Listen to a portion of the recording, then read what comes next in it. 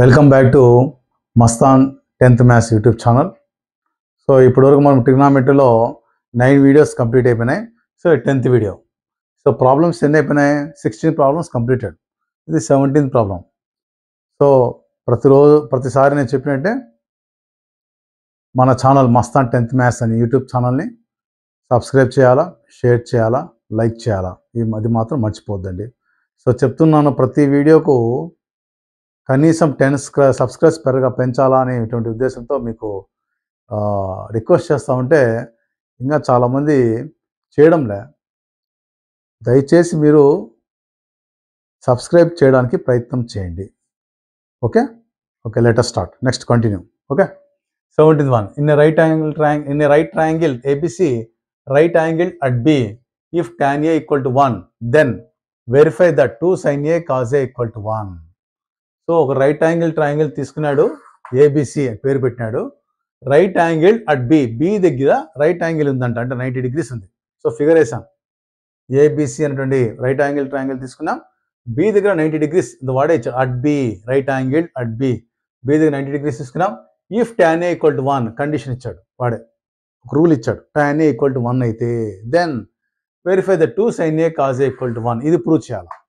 2 sin A cos A equal to 1 tan A ఇచ్చాడు, ఇది prove చేయాలా. ఇది ప్రూవ్ చేయాలంటే ఏం కనుక్కోవాలా? sin A cos A కనుక్కోవాలా. కనుక్కుంటే అది సబ్స్టిట్యూట్ చేస్తాం, 1 రావాలి ఆన్సర్. దేని నుంచి? tan A నుంచి అది కనుక్కోవాలా. ఓకే ఓకే సరే, వాడు ఏమేమి ఇచ్చాడు ఫస్ట్ డేటా రాద్దాం. In a right angle triangle ABC, angle B equal 90 degrees. So ABC అనేటువంటి ట్రయాంగిల్ గీసాం, బి దగ్గర 90 degrees పెట్టాను. పెట్టినప్పుడు గివన్ దట్ ఏమి ఇచ్చాడు వాడు? tan A equal to 1 వాడు ఇచ్చింది రాసాం. tan A equal to 1 ఇచ్చాడు, ఇది మనం రాసాం. That is tan A equal to, so 1 అంటే 1/1 రాయొచ్చు కదా. కింద ఏం లేదు, డినామినేటర్ అంటే ఎంత ఉన్నట్టు? 1 ఉన్నట్టు.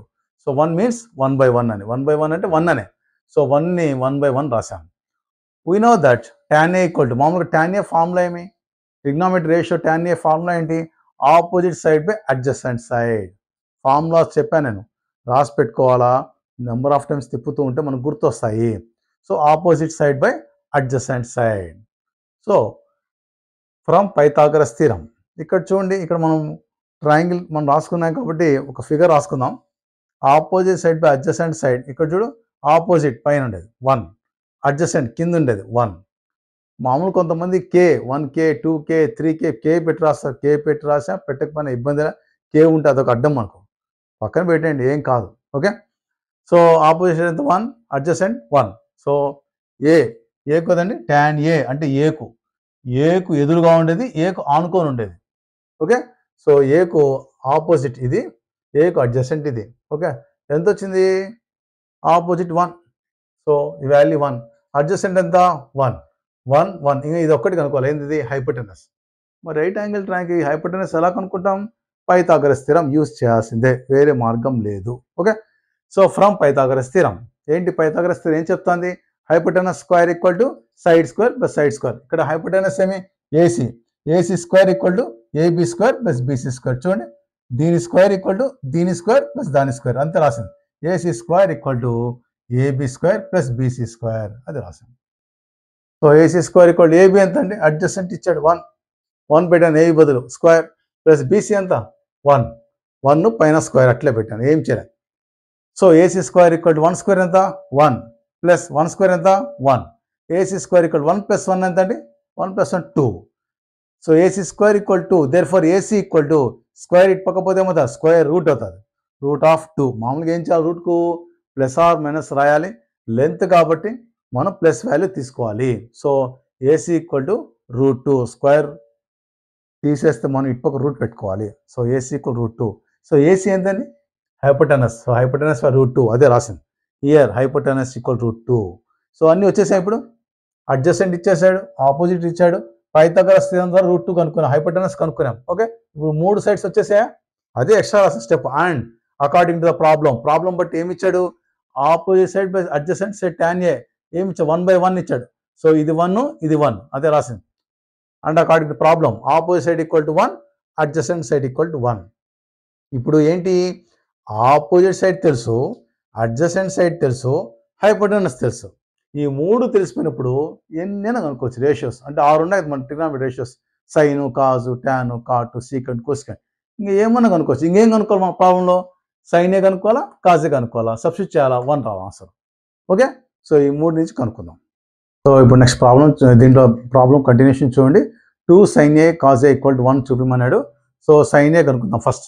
Now sin A equal to, sin A formula రాయాలి, opposite side by hypotenuse. So ఏకు ఆపోజిట్ ఏమి 1, హైపోటెనస్ ఏమి 2. సో 1/√2. ఆపోజిట్ వచ్చి 1, hypotenuse √2. So sin A value 1/√2 వచ్చింది. నెక్స్ట్ cos A ఫార్ములా ఏమి, adjacent side by hypotenuse. Adjacent side ఏకు adjacent 1, hypotenuse √2. So adjacent వచ్చి 1, hypotenuse √2, 1/√2. Okay, so now 2 sin A cos A, ఇది కదా కనుక్కోమని వాడు. 2 sin A cos A equal to 2 అట్లా పెట్టాం. sin A value ఎంత వచ్చింది, 1/√2. cos A వాల్యూ ఎంత వచ్చింది, 1/√2. ఈ మధ్యలో ఏంటండి ఇవి, ఇంటూలు ఇవి. Okay, so 2 into sin A value 1/√2, cos A value 1/√2. Okay, so that equal to పైన ఫస్ట్ పైన చూసుకుందాం. 2 into 1 into 1, 2 1s are 2, 2 1s are 2. Okay, 2 by √2 into √2 కింద ఉంది. కింద √2 ఇంటూ √2 చూడు ఇక్కడ రాశాను. √2 ఇంటూ √2 ఏమి, √2 హోల్ స్క్వేర్ కదా. √2 హోల్ స్క్వేర్ రూట్ క్యాన్సిల్ ఎంత మిగిలింది, 2 వస్తుంది. సో √2 ఇంటూ √2 ఈక్వల్ ఎంతండి, 2.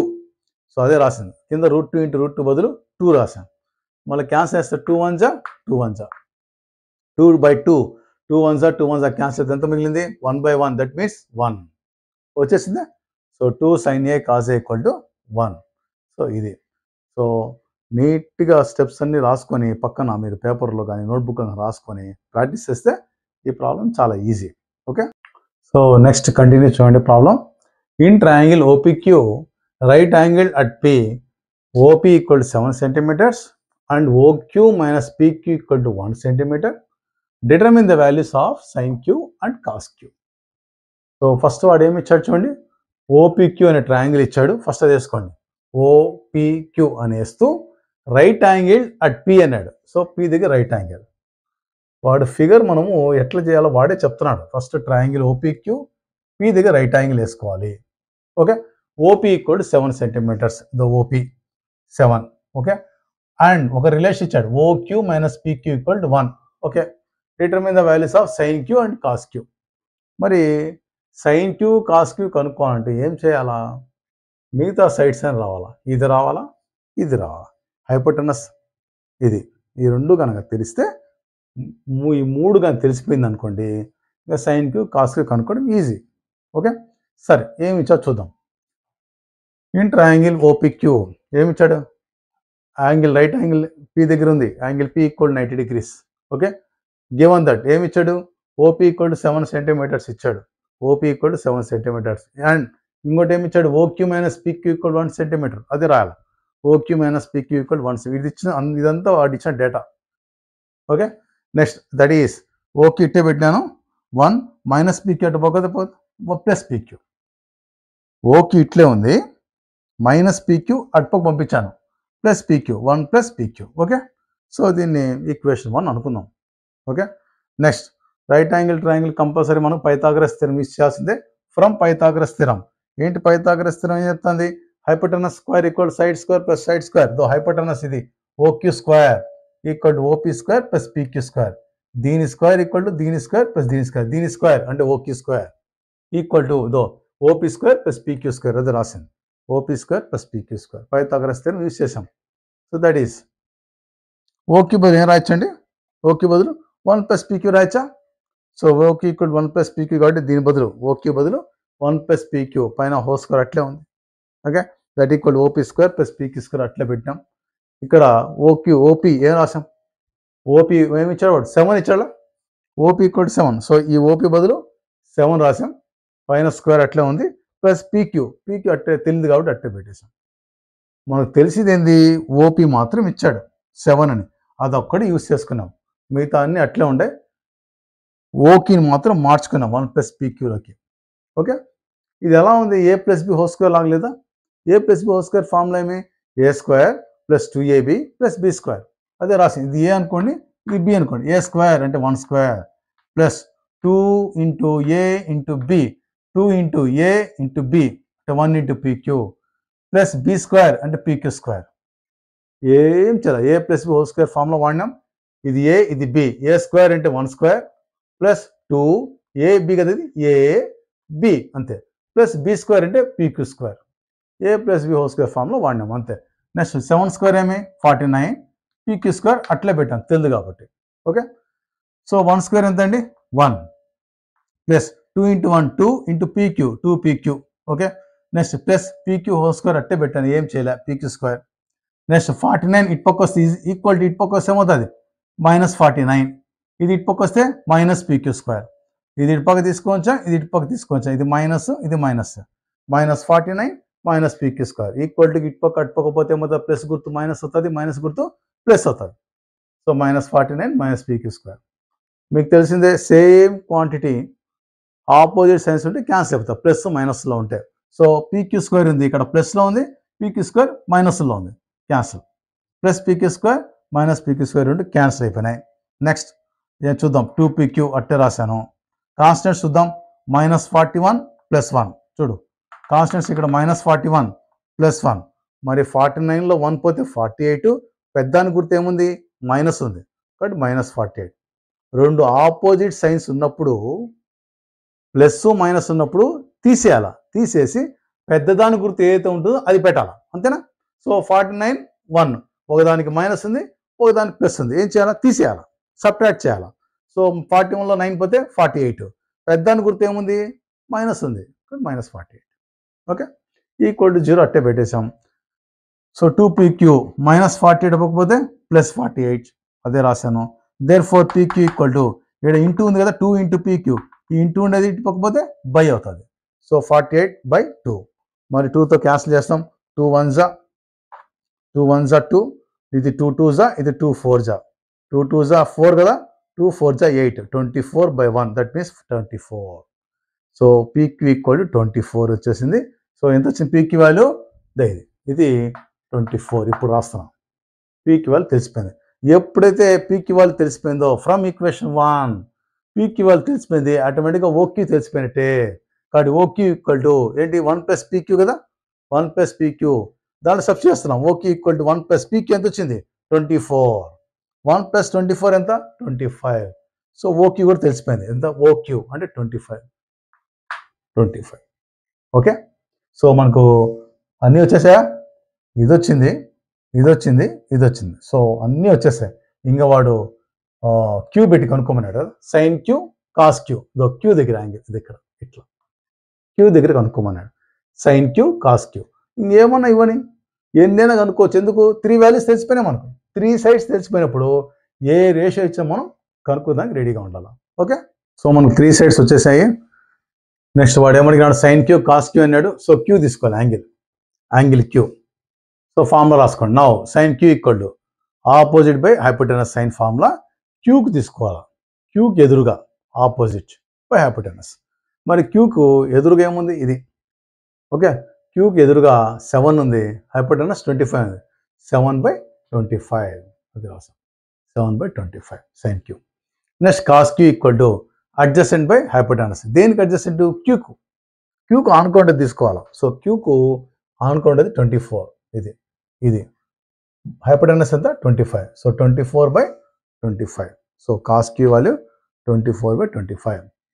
సో ఈ విధంగా మనము మన ఎయిము ఇక్కడంతా ట్రిగ్నామెట్రీ రేషియోస్ కనుక్కోమంటాడు, ఏదో కొన్ని కండిషన్స్ ఇస్తాడు, దాన్ని బట్టి మిగతా సైడ్స్ కనుక్కొని అక్కడి నుంచి వాడు ఏ రేషియో అడిగితే ఆ రేషియో మనం కనుక్కోవడానికి ప్రయత్నం చేయాలి. సో మనకి 10th వీడియో ఇది. సో రేపు మనకు ఇది అయిపోయినాయి ప్రాబ్లమ్స్, రేపు వేరే ప్రాబ్లమ్స్ స్టార్ట్ అవుతాయి. ఏంటి అది, వాల్యూస్ పరంగా స్టార్ట్ అవుతాయి.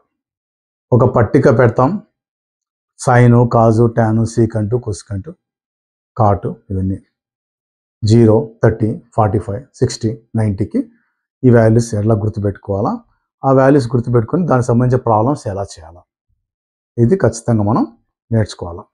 ఓకే, మరి ఇది ఎలా చేయాలా, ఎలా గుర్తుపెట్టుకోవాలా, ఒక్కొక్కరు ఒక్కొక్క మెథడ్లో చెప్తారు.